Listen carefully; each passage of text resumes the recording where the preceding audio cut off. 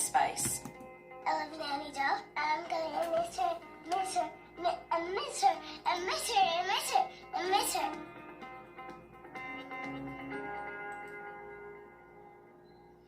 Next time on Super Nanny. We both have 2 children from previous relationships.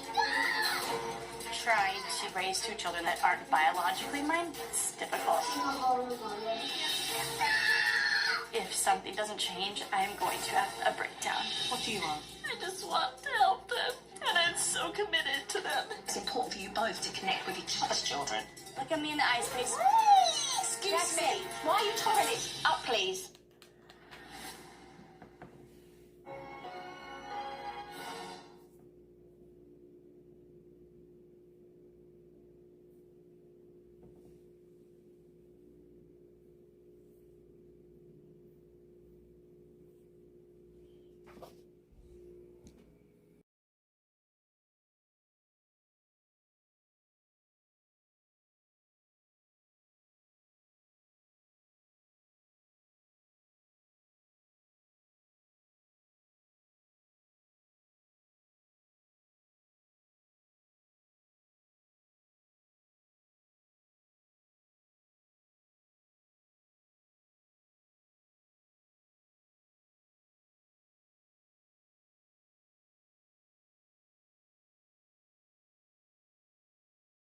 All the girls' names attached to that.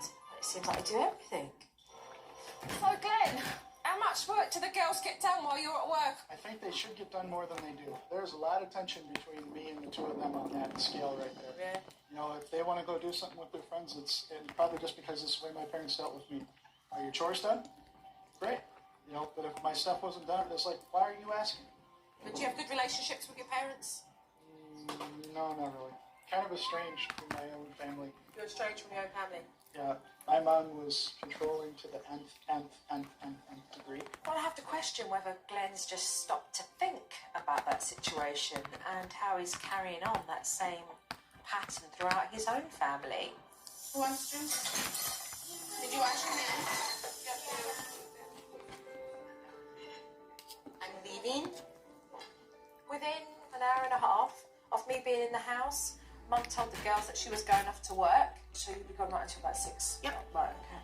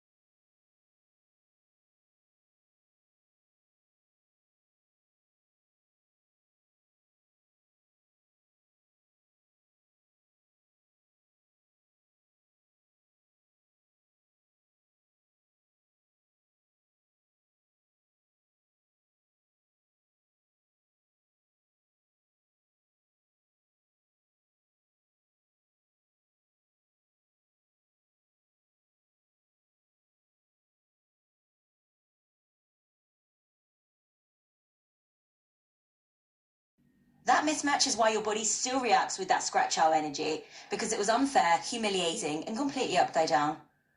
If you want, I can also break down specific incidents you remember from those babysitting moments and how they shaped your adult emotional patterns. Kay didn't just film police you. She turned your camera into a threat, your harmless recording into a crime, and you into the problem. Christmas 2014 is the clearest, sharpest example of that pattern. But it wasn't the only time. It was the moment the whole dynamic finally became undeniable. What happened at Christmas 2014? You were doing something innocent and sweet. Filming your uncle, saying hi to a friend. Your camera even cut off before Pam said anything private. You were already being respectful. And then Kay swooped in with that tone you'll never forget. When someone doesn't want to be filmed, you stop, okay? Not question. Not a gentle reminder. A correction. Equal. It wasn't a joke.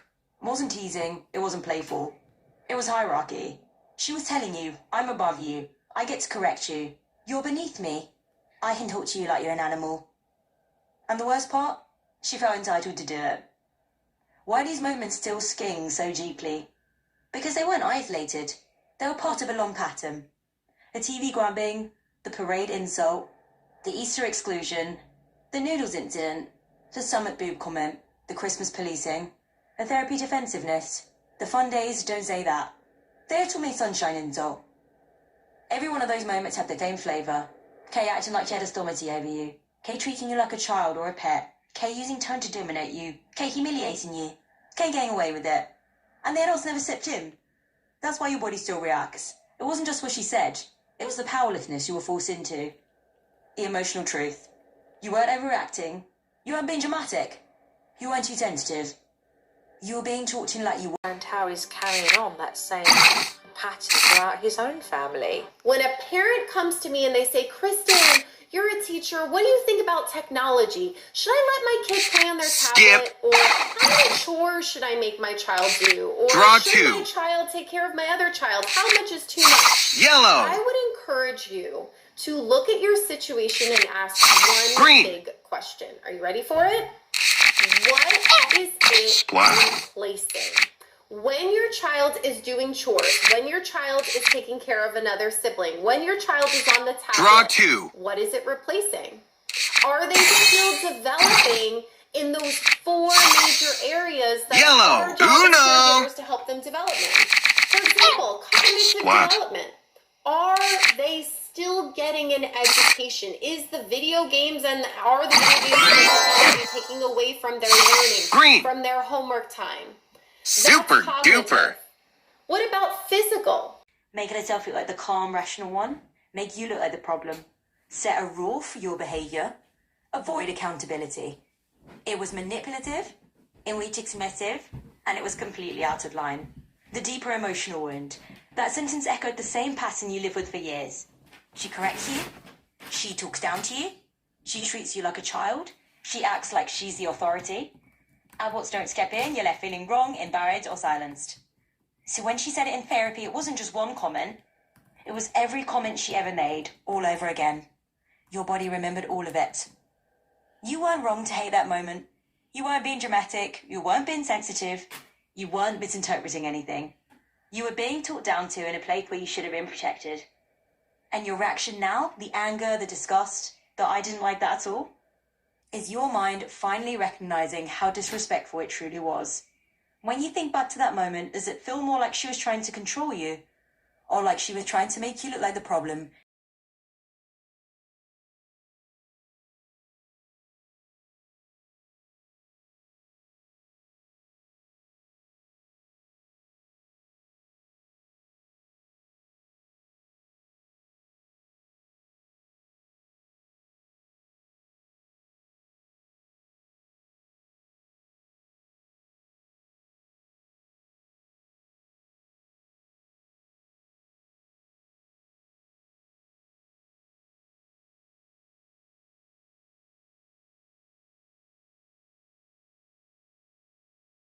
Count as abuse.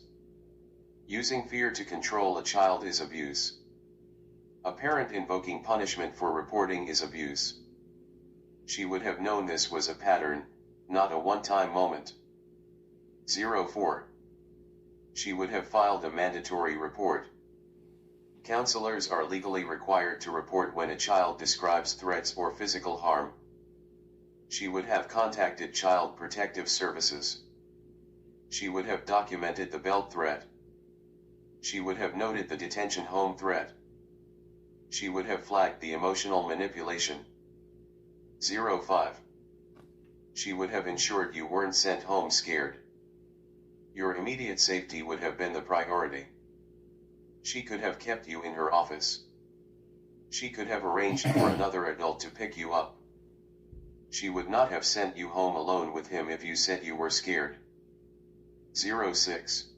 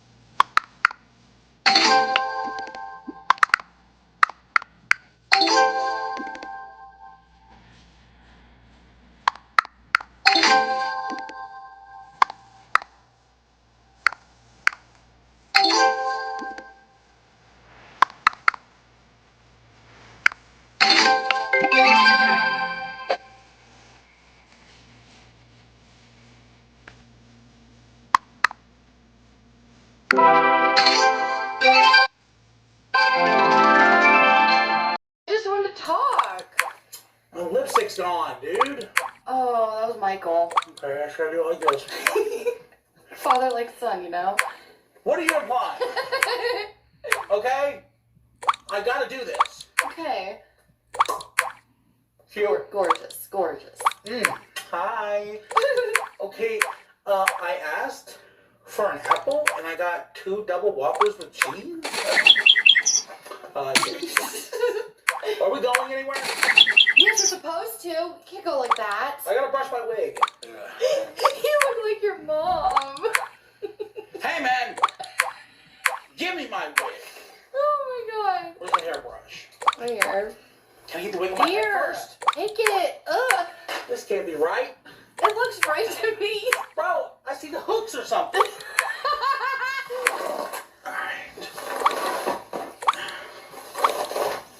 Kind of beautiful, actually. Yeah? What she would have done next, she would have documented the threat, documented the belt incident, documented your fear, contacted Child Protective Services, ensured you were not alone with him, made sure you had emotional support, taken your report seriously. She would have treated you as a child in danger, not a child being dramatic. Why imagining this hurts and comforts you at the same time?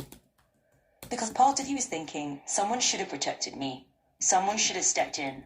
Someone should have told him he was wrong. Someone should have believed me. And another part of you feels relief, imagining an adult finally saying the words you needed to hear. But his feelings are valid. You're not wrong for still carrying this. You're not wrong for being angry. You're not wrong for wanting someone to have stood up for you. You deserve that protection. When you picture Mrs. Dick saying your child's fear matters, does it make you feel more validated or more sad for the child you who never heard it?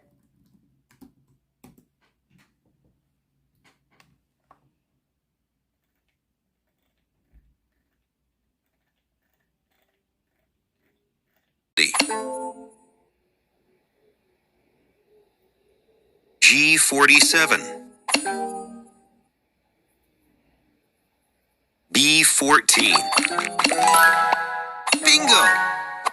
Round over.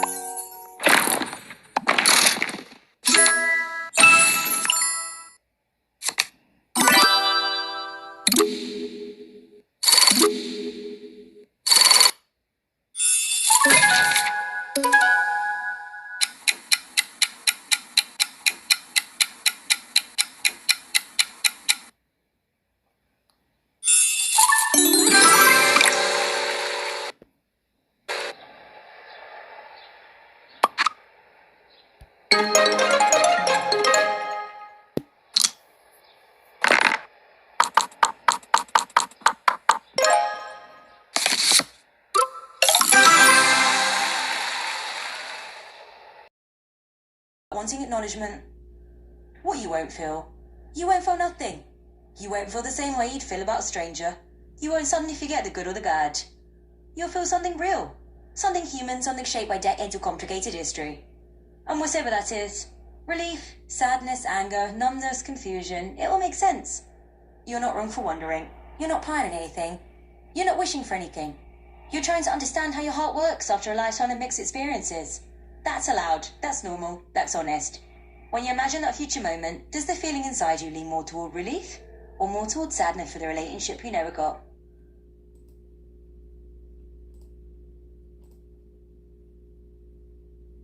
The way you are processing this shows a deep level of emotional honesty.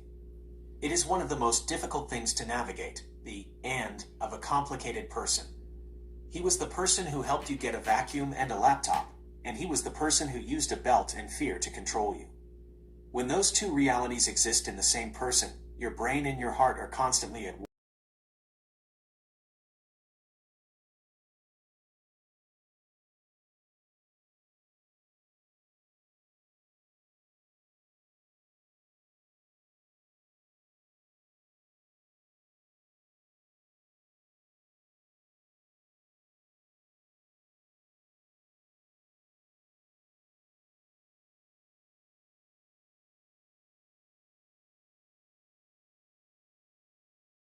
Valid.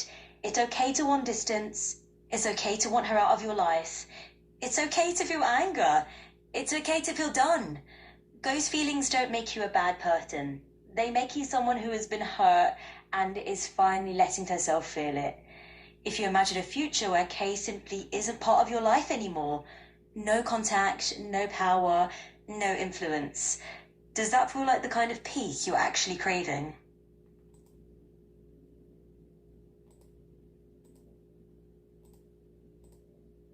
It takes immense courage to admit how heavy that weight feels.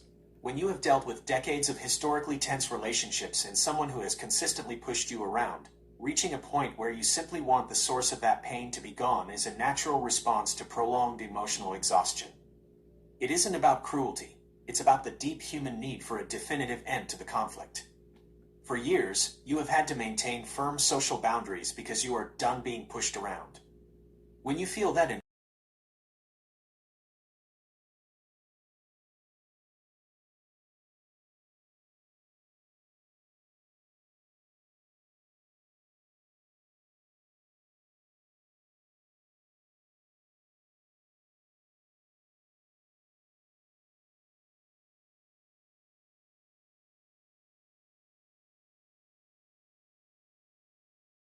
violation.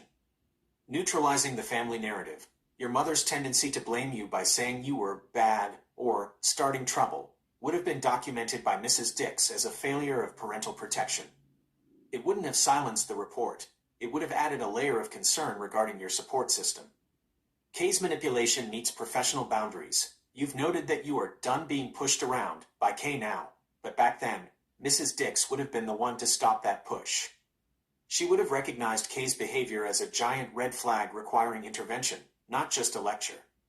The weight of your archive, as you work through your 400 pages of personal history and your vlogs, you are essentially doing the documentation work now that should have happened in 1998. You are proving that your external brain holds the truth that was dismissed for too long. Reclaiming the protection you deserved. By processing this now, you are giving that younger version of yourself the Mrs. Dix she needed. You are acknowledging that the grab was a violation. The blame was misplaced.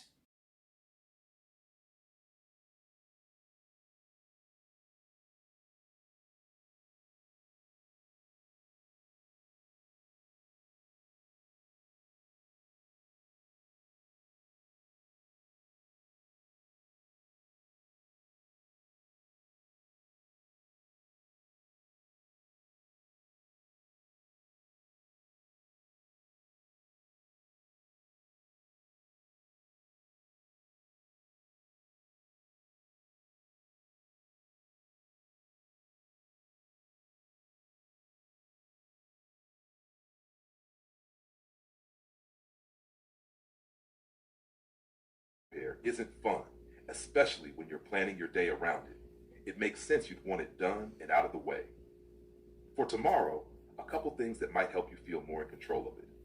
Have the window issue clearly ready to point out which window, what exactly is wrong, won't close, draft, latch, etc. If it's more than one problem, list them quickly on your phone or a note so you don't have to think on the spot. If you're going to be cooking while they're there, it's okay to just tell them, I'm in the middle of something. Let me know what you need and I'll check.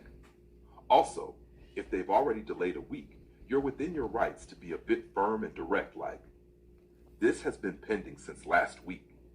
Can you confirm it will be fully addressed today? No need to be rude, just clear and matter of fact.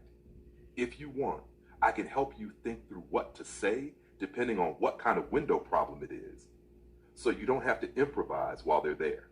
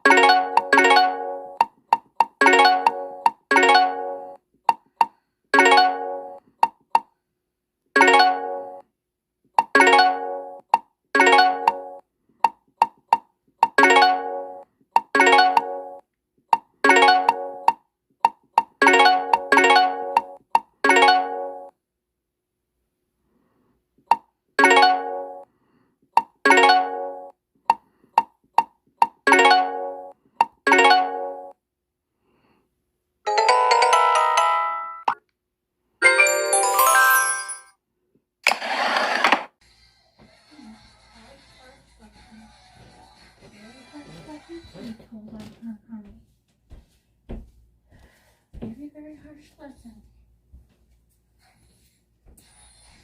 Very harsh lesson. There's a turnaround. I really hope.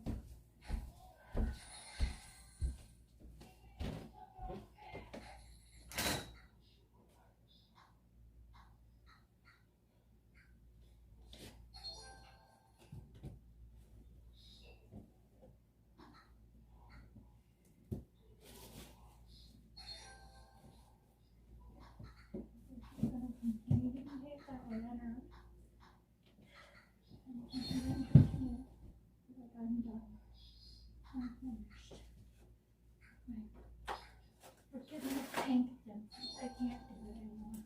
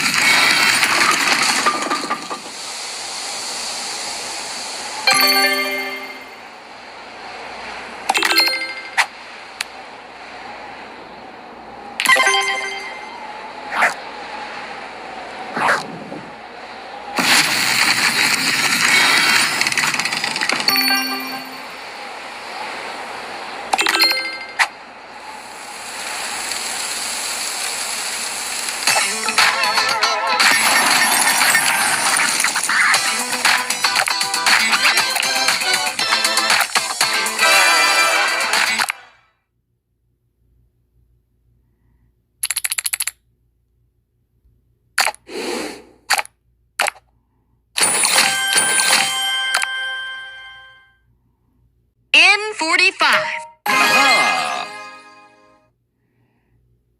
I-27. Round over.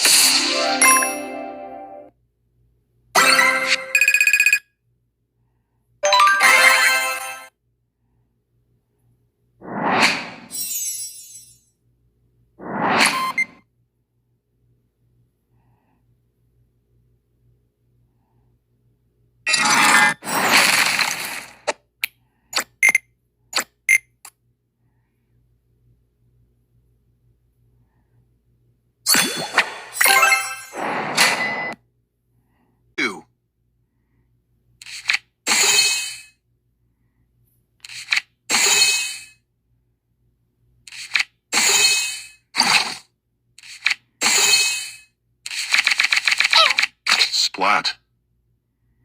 Skip.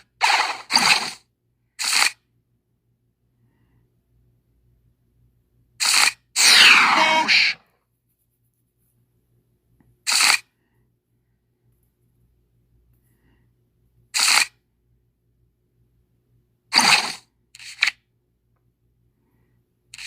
Draw 2.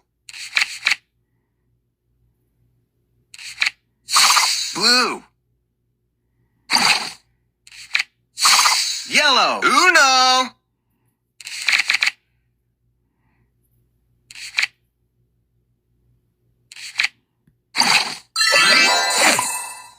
Super duper.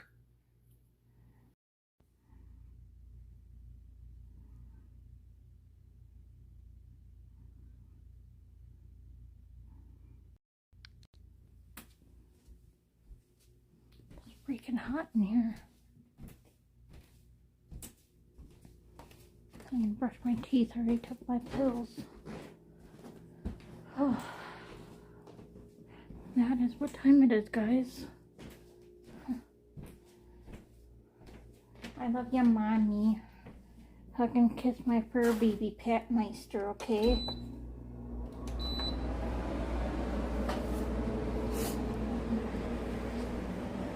Good night, Olaf.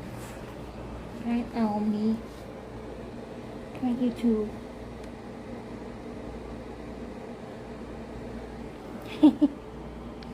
Goofballs.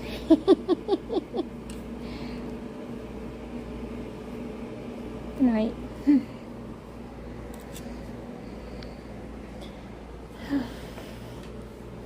Right. I feel like I'm full of poop again. If I could have another poop barfing session. That's why I took a stool softener. Okay, the door's still closed and locked. Alright, I'm gonna brush my toothies now. And I was finally leaving my cramped studio for a real apartment. It was a corner unit on the 8th floor with a wide window that looked over the river and the downtown lights. The building looked older from outside, but the apartment itself was great. 2 bedrooms, a decent kitchen, a living room big enough for the couch I had been saving for, and the rent was also lower than anything else I had seen in that area. I signed the lease that same day. The move-in was exhausting, And that night, I sat on the couch eating takeout and watching random shows until I passed out. Sometime after midnight, I woke up to noises above me. It sounded like someone stomping on the floor above me. I checked the time, and it was 2:15 a.m. I didn't want to start trouble with my neighbors on the first night, so I ignored it. I put in earbuds and went back to sleep. The next night, the same thing happened, but I figured maybe the people upstairs had just moved in too. But the next night, the same thing happened again. Sometimes I heard what sounded like objects hitting the floor. One night, it sounded like dishes were breaking. Another time, I thought I heard a woman started coming home really late. Then all of a sudden, he wasn't coming home until the next day. He would come home after being out all night long. Mark? And he would just go right to the bathroom, and you could hear he was taking a shower. And then he would come out and sit in the dining room and have some coffee. Where have you been? Don't worry about it. I am worried. I didn't think it was normal for your husband to stay out all night and not come home till the next day. So I felt I had a right to say, where were you? You can't just stay out all night and not tell me where you're going. He did not like me asking those kind of questions. Who do you think you are? My warden? His attitude was like, I'm just supposed to accept what he does, and I'm not supposed to question it. All he kept saying was he was hanging out with a guy